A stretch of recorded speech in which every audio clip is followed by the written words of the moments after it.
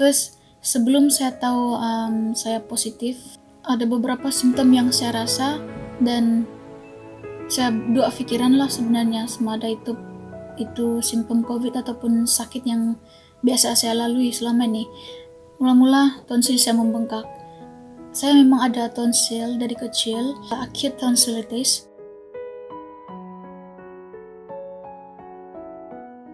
Kalau sakit membengkak, dia bernanah, saya akan pergi hospital dan dokter berikan saya obat antibiotik. Itu simptom yang mulai saya rasalah dan saya tidak berpikir pun itu mungkin tanda-tanda COVID.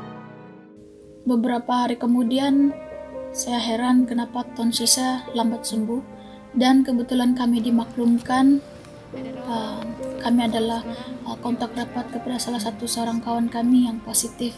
Jadi di situ saya sudah rasa ada satu simptom yang lain daripada simptom tonsil, yaitu saya mulai sakit dada di bagian sebelah kiri di sini. Saya mulai sakit seolah-olah macam ada jarum yang cucuk di bagian dada kiri saya dan susah bernafas, sesak nafas, terutama pada waktu malam masa tidur.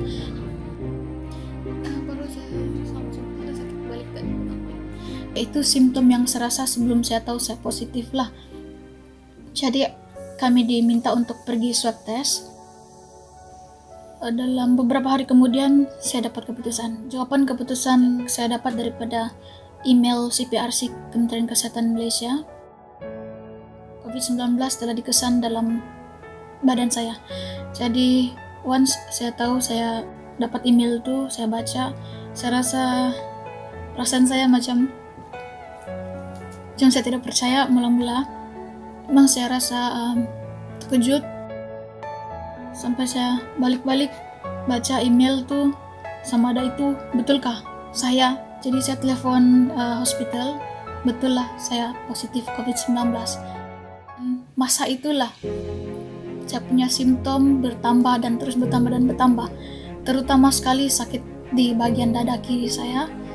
Sebenarnya itu yang membuatkan saya rasa takut, sebab saya tidak pernah rasa sakit yang saya rasa masa itu. Seolah-olah saya ditindih sesuatu benda yang besar sehingga sangat susah untuk tidur. Masuk kali kedua selepas tahu COVID positif, saya takut, saya tidak dapat bangun.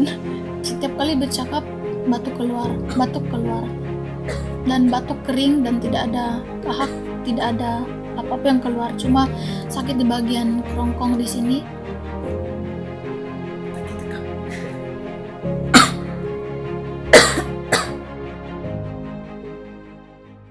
Sampai sekarang saya masih belum ada kesempatan berjumpa dengan both of my parents. So hari yang sama saya tahu saya positif itu juga saya bagi tahu dan saya telepon, saya call dengan mama saya. Mama saya bilang, dia cakap saya mau jumpa kau. Saya cakap saya oke juga. First tuh saya rasa macam perlu saya bagi tahu sebab saya rasa saya takut mereka risau. Dia berdoa untuk saya. Saya bilang sama Tuhan biarlah kau yang melindungi family saya yang berada di kampung. Saya masih ingat masa itu bisa tidak sanggup beritahu mereka yang saya rasa sakit yang begitu.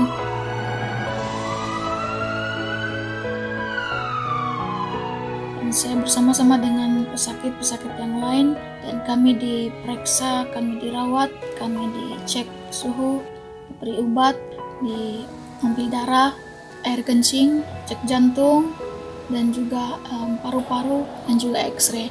Jadi saya paling ingat masa kami pergi X-ray itu, kami dalam 6-7 orang begitu. Kami berada dalam barisan dan ada 3 pegawai kesehatan yang bersama-sama dengan kami untuk bawa kami ke tempat itu. Saya ingat setiap kali kami lalu satu laluan yang dilalui oleh pesakit yang bukan COVID-19 ataupun pegawai-pegawai yang lain bertugas di tempat itu, akan ada 1 dan 2 orang yang spray setiap laluan yang kami lalui itu. Jadi kami sangat dikawal masa itu dan kami sesama pesakit yang positif, kami tidak menjangkiti antara sesama lain sebab sudah sama-sama positif.